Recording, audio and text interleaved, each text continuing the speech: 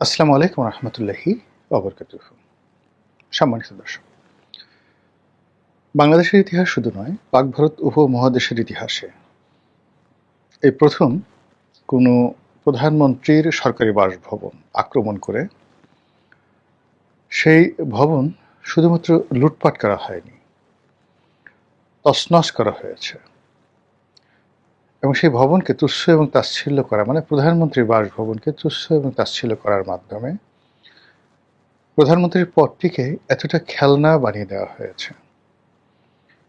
বিশেষত প্রধানমন্ত্রীর পদে যখন একজন বয়স্কা নারী তিনি দায়িত্ব পালন করেন, তো সেই বয়স্ক নারীর অন্তর্বাস, অর্থাৎ তার যে ব্লাউজ, পেটিকোট, পেন্টি যা কিছু রয়েছে, এই জিনিসগুলো নিয়ে যখন লুটপাটকারীরা একজন বয়স্ক মহিলা, যার বয়স প্রায় ৭৮ বছর বা ৮০ বছর, তার এই সামগ্রী নিয়ে যখন সেই উন্মত্ততায় সেগুলো প্রদর্শিত হয় এবং সেগুলো নিয়ে যখন মানুষ এক ধরনের আনন্দ এবং উচ্ছ্বাস প্রকাশ করে এবং অন্য মানুষ সেগুলো দেখতে বাধ্য হয়, এটা একটা ইতিহাসের ধারাপতন। ভালো মন্দ কতটা খারাপ, কতটা জঘন্য, সেটা সম্ভবত ওই সময় যখন প্রদর্শিত হয়েছিল বলার সময় ছিল না, কিন্তু এখন ধীরে ধীরে সেটা প্রকাশিত হতে যাচ্ছে। বঙ্গভবনের এবং গণভবনের যা কিছু সম্পদ, অর্থাৎ সরকার প্রধান এবং রাষ্ট্রপ্রধানের যা কিছু সম্পদ, সব কিছুই রাষ্ট্রের। হাতে গোনা তাদের ব্যবহার্য কিছু সামগ্রী থাকতে পারে, কিন্তু ওখানে যত ফার্নিচার, যত ল্যাপটপ, যত কিছু রয়েছে সবই রাষ্ট্রীয় সম্পদ। তো যেভাবে এই রাষ্ট্রীয় সম্পদগুলো, গণভবনের রাষ্ট্রীয় সম্পদগুলো লুণ্ঠন হয়েছে,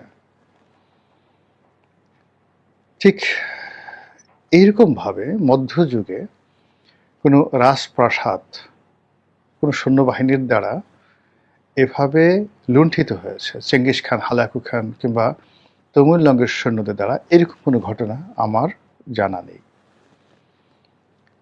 যখন কোনো একটা শহর দখল হতো আদিকালে, তখন সামরিক বাহিনীর সবচেয়ে চৌকস যে অংশটিকে, যেটিকে রয়্যাল গার্ড বলা হতো, আমাদের দেশে এখন যেমনভাবে এসএসএফ, সেই রয়্যাল গার্ডের কমান্ডার সে প্রথমেই রাজপ্রাসাদের দখল নিতেন তার অনুগত বাহিনীর দ্বারা,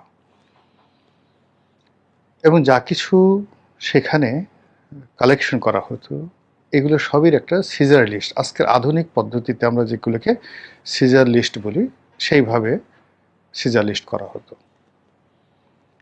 এগুলোর মধ্যে বই, পুস্তক, দলিল, দস্তাবেজ, ব্যবহার্য সামগ্রী, স্বর্ণ মুদ্রা থেকে শুরু করে যা কিছু ছিল এগুলো সব সিজার লিস্ট করা হতো। এমনকি দাস দাসী থেকে শুরু করে ওই হেরেমে বসবাসরত যে রমণী, তাদেরকেও এই লিস্টের অধীন আনা হতো।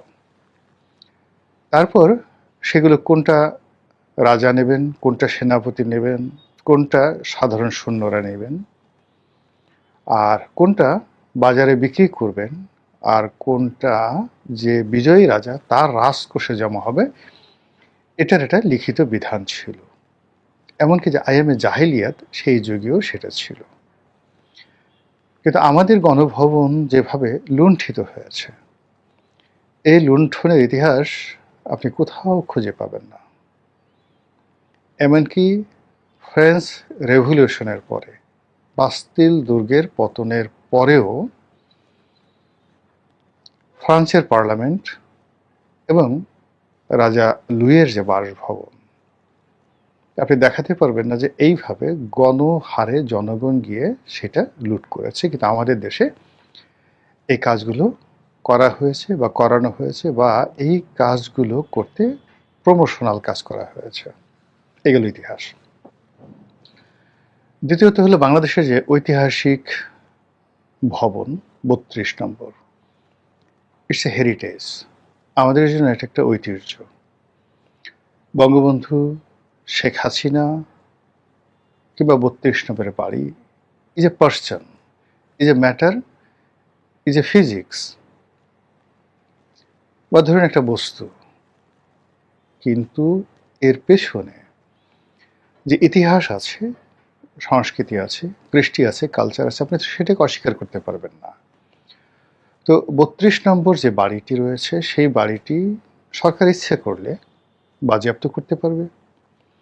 সরকার ইচ্ছা করলে এটাকে যথাযথ পরিমার্জন, তারপরে এটাকে চাইলে একেবারে ভ্যানিশ করে দিতে পারবে। যেভাবে বেগম জিয়ার বাড়ি ভ্যানিশ করে দেওয়া হয়েছে, সরকার চাইলে সেটা করতে পারে। কিন্তু যখন এরকম একটা হেরিটেজকে আপনি জনগণের হাতে ছেড়ে দিবেন, ক্রোধান্বিত জনগণ, ইট মিনস আপনার পুরো রাষ্ট্রের যে সিস্টেম, সেই সিস্টেম এতটা বিপদ এবং বিপত্তিদের মধ্যে পড়বে যে আগামীতে রাষ্ট্রের যে কোনো গুরুত্বপূর্ণ স্থাপনা, যে কোনো গুরুত্বপূর্ণ দলিল, যে কোনো গুরুত্বপূর্ণ সহায় এবং সম্পত্তি, সব কিছু, যেটিকে কেপিআই জোন বলা হয়, সব কিছু যে লুণ্ঠন হবে সাধারণ মানুষের দ্বারা, এর একটা পথ করে দিলেন। ফলে গণভবন এবং ৩২ নম্বর, এই দুটো ভবনের যে ডাকাতি, রাহাজানি, লুটপাট, এগুলো নিয়ে ডে বাই ডে যত দিন যাচ্ছে তত মানুষের ক্রোধ বাড়ছে, ক্ষোভ বাড়ছে, বিচার চাচ্ছে। এবং যারা এই কর্মগুলো করে একটা সময় খুব আনন্দ উপভোগ করতেন, এখন তারা সবাই হতাশায় ভুগছেন, অনেকে আতঙ্কে ভুগছেন এবং নানা রকম সামাজিক, মানসিক, পারিপার্শ্বিক এবং প্রাকৃতিক জটিলতায় পড়ছেন। আপনি যদি কোনো ব্যক্তির হক নষ্ট করেন, এই দুনিয়াতে আপনাকে তার কর্মফল ভোগ করতে হবে। আপনি যদি কোনো সম্মানিত ব্যক্তির সম্মান হানি করেন, খোদার কসম, আল্লাহর কসম, সম্মানিত ব্যক্তির সম্মান হানি করলে আরশে আজিম পর্যন্ত কেঁপে ওঠে। আপনার রিজিক বন্ধ হয়ে যায়। আপনার জন্য আল্লাহর যে সকল নেয়ামত অনিবার্য ছিল, আল্লাহ নিজে যেগুলো আপনার জন্য দিয়েছেন, সেগুলো আল্লাহ উঠিয়ে নেন।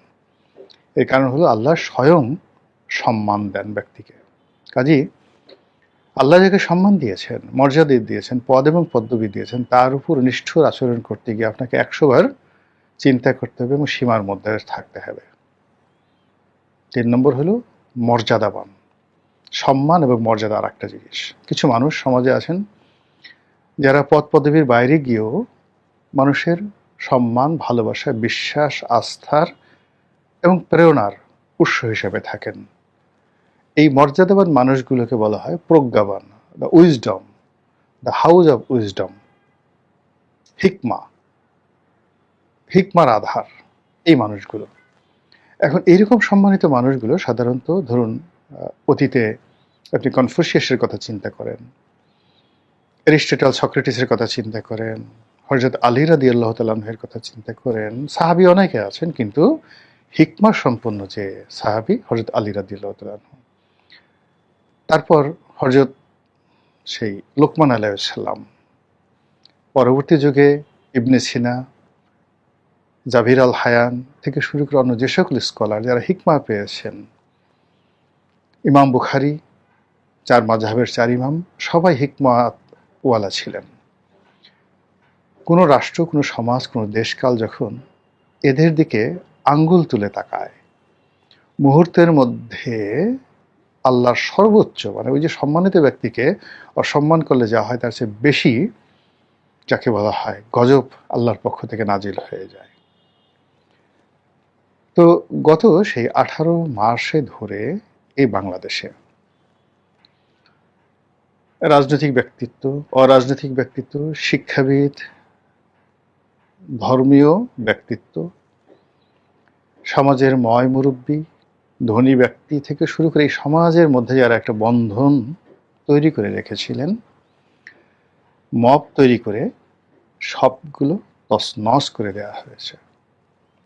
ফলে কি হলো, একটা রেজিম চেঞ্জের পর যা আশা করা হয়েছিল, যে বরকত আশা করা হয়েছিল, যে ডেভেলপমেন্ট আশা করা হয়েছিল, সেগুলো সবই সকলের জন্য বুমেরাং হয়ে গেছে।